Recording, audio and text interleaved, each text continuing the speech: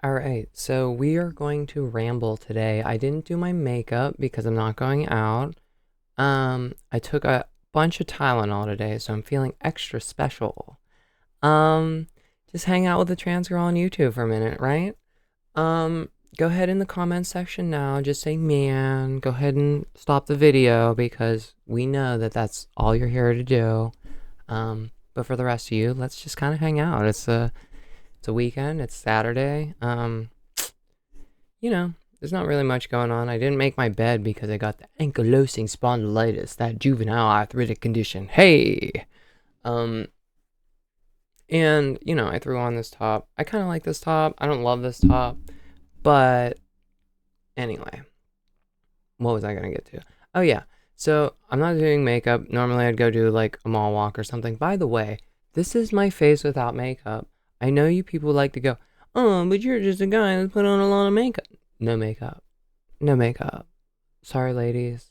It's just that I have like twice the estrogen of a cisgender woman right now. And I just cute like that. Um, I digress. I digress. I don't wanna upset anybody, right? So speaking of, why do these 3 out of 10 guys on dating apps think that they stand a chance with me? Why do I get flooded with that? And I kind of feel like I know a little bit of the answer. Like these guys are just out there like trying to get like a certain body count.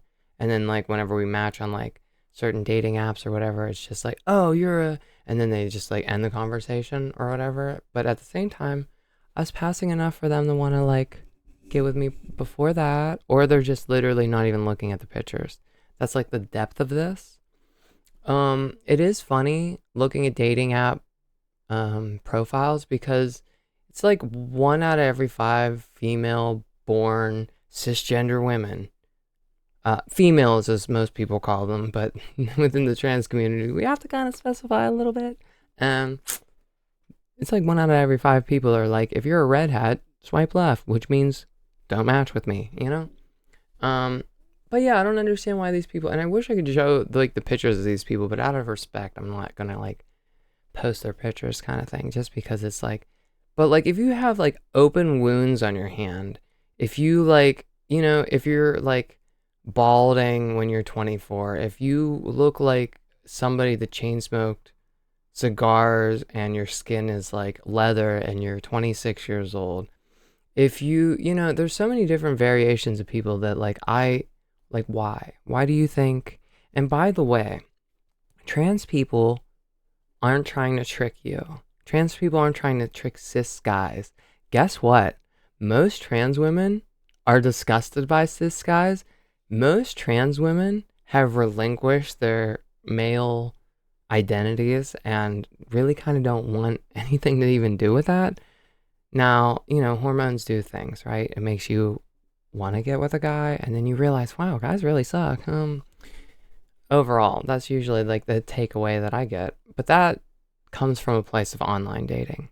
I feel like if I were in the city, I feel like if I maybe met more decent guys kind of thing, maybe there's a chance, but like I'm just a game to most of them. Another thing that's really kind of irritating are like when guys finally do message you or whatever, and they have to say, hey, hey, hey, hey, and then 2 years later, hey, hey, you, hey, and it's still happening. And it's just like, okay, well, I have to like block you now.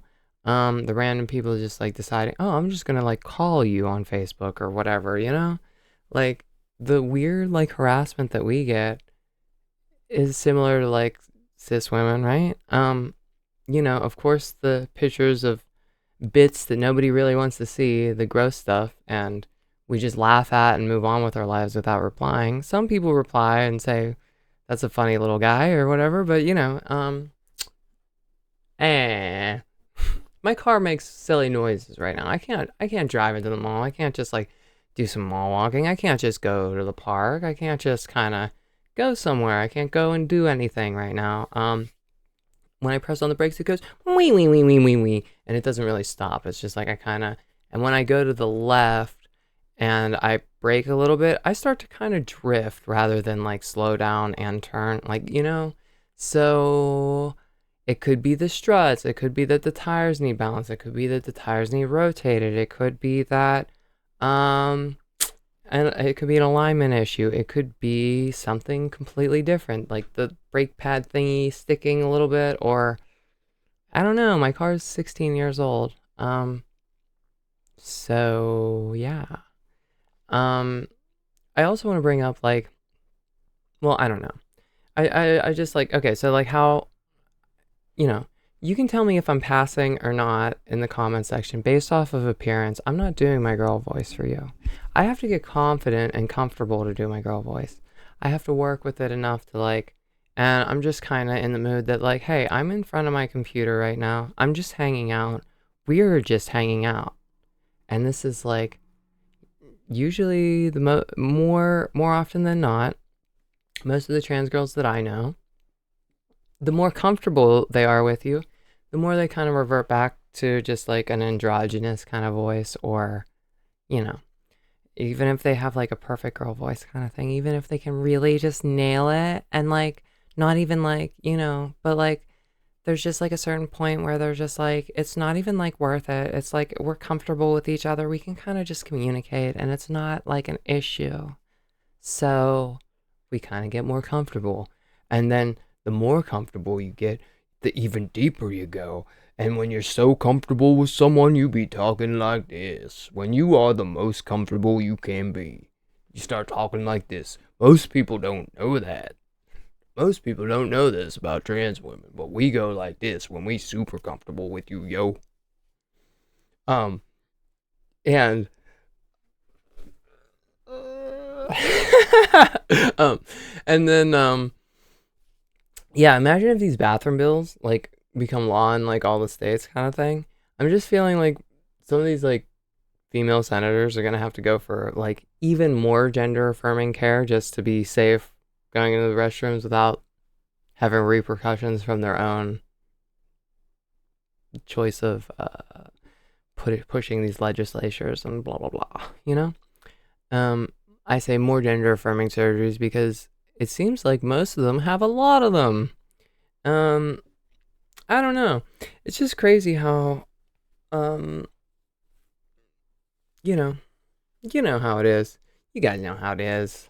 Um, I'm gonna enjoy my day. I'm gonna relax for a little bit. We're potentially at the verge of like a government shutdown because trans people exist and we're not supposed to. And trans people shouldn't be fighting a battle of, trying to exist just to like, because like we're, do I have to say it again? We're already fighting our own battles. We're already doing our own things, right? So like the government shutdown could happen Wednesday. That could be bad. Um, who knows? Who knows how this all plays out? We'll see in the future.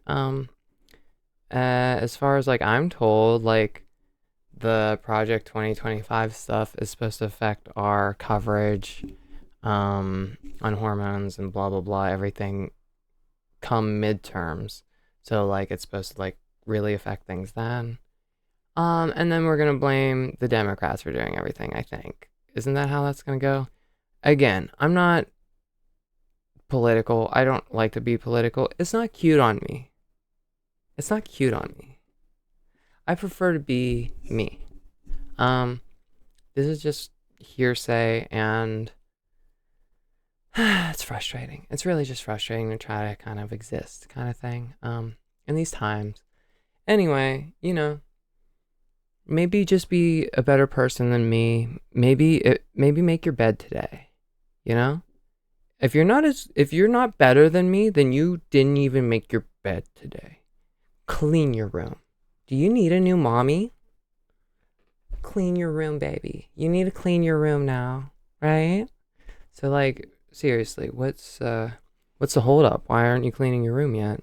You should be this video should be playing while you're cleaning your room. There's like 5 things you could do before I end this video. Easily. They could be like, you know, it's frustrating. It's a frustrating time, but I'm going to live my life because whatever is going to happen is going to happen and it's out of my control. I'm not here to be stressed out. I want to enjoy my time. I want to enjoy my life. Life is so finite in the amount of time that we're actually here. And there's only so many things that bring me joy. Like, I like to go and see my woodpeckers outside. I have been putting peanut butter on a stump to try to get this pileated woodpecker back in the yard. It may happen in the coming week or weeks, and I'm gonna film that if I do get it. I already have some footage of it, um, previously kind of thing. So like, yeah, I freaking love birds. There's something about it. It's just freeing in this like time, just like in these past few years where I've been a little bit limited on my mobility and just like I just really enjoy birds. My grandma used to love birds. She back even when she was like, yeah, she's getting close to her 90th birthday and she was still outside feeding the birds, still looking at the birds. And I didn't like birds then. It's been something that's really come around the past like 2, 3 years for me. For whatever reason, whenever I stopped smoking cigarettes, it was when a baby sparrow nest was attacked by a three-legged cat in the yard. It was just in this little kind of bush tree thing. Easy enough for this cat to climb. And I saw the eggs in the nest, and I saw that the next morning I was already feeding the mother kind of thing, or just like observing that. No, I don't think I was feeding this one. It wasn't until the robin, or not robin, the cardinal that put a nest in the same tree that year. Um, but I went outside and the nest was smashed up. The eggs were on the ground, and the mother was on the ground, and that made me quit smoking cigarettes. It wasn't my sister having 2 heart surgeries. It wasn't my dad having a quadruple heart bypass by smoking Marlboros his entire life. It was this stupid sparrow. And I don't mean to say stupid because like I loved watching that thing. I have so much footage of the cardinal nest from that year. Um I don't know. I don't know if that was like just that moment that really brought that out for me, but yeah, anyway, just more ramblings. I told you I was going to ramble, right? Um I don't know. I think people need to get hobbies in this time. And sitting around just like posting like you're a man on trans women's stuff like relentlessly, it's just like it's not a good look on any of you. Why does it affect you so much? It shouldn't. I don't care if you eat Oreos when you go home from work. And you can make all the assumptions you want about me. Like that's totally fine. I don't think people understand how innocent most trans women are as far as like because you get your ideas of what we are from like adult entertainment, and that's not exactly necessarily who the brunt of us are. Um you know, maybe pick up a deck of cards, start doing card magic or something. Maybe look into woodworking. Like bird watching is always a good one. That's one I can recommend. Jogging, walking at the park. These are all healthy alternatives to like harassing your local transgender people. Harassing trans people does nothing for you. It does nothing for your community. It does nothing for anybody except for make you look like a loser. And well, it does do something. It can affect the mental health of transgender individuals, and that's an intentional thing that people are doing. There is a reason they took away these like suicide hotlines and put so much money into these anti-trans ads on social media recently. And people are making money off of this stuff, but at the same time this is having a very real mental impact within the community. So like, you know, just be a better person kind of thing. I think that's about it for me today cuz like I have nothing really crazy to talk about. My consultation for my facial feminization surgery is going to be in like 9 days. My final consultation, then I get scheduled for surgery. Um, I had a conversation recently that was pretty good about that too. Um, Somebody asked me, "How are you going to feel when after you get the surgery, the first time that you're misgendered, kind of thing? How's that going to feel then?"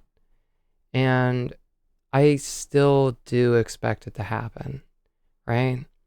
But I expect it to happen less, and I expect my safety to kind of go up. But there also is like the very realistic chance that like this just draws more attention to me and makes me look, I don't know. It really all depends. So, I mean, still for my own sanity, I still feel like this is the right choice for me. Um, but like I've been having some better conversations lately with more realistic inputs, and at the end of the day, I wasn't born in the wrong body, right? My personal opinion, I was not born in the wrong body. I was born in the right body to transition and live this life, and I wouldn't have traded it. Even with everything going on, I would not trade it. This again is not something for everybody. This is again is not something everyone should do. But it was the right call for me, and I'm so glad that I did it. I feel like Jeffree Star is a little bit upset that they didn't transition. They're kind of taking shots at the trans community while trying to like justify themselves, but nobody's gonna like be on your side, bro. Like, that's just how I feel. It's just like to throw the community that you're basically part of under the bus. It's not our fault. Like, I mean, that's a very guy thing to do, to just like, you know, kind of not be so great to women. I don't know. Is it just a guy thing? I mean, I don't know. Anyway, I'm rambling. My name's Rambling. I have the Tylenol. I don't even know what I'm doing at this point. Anyway, I'm rambling. I have the Tylenol. Good night.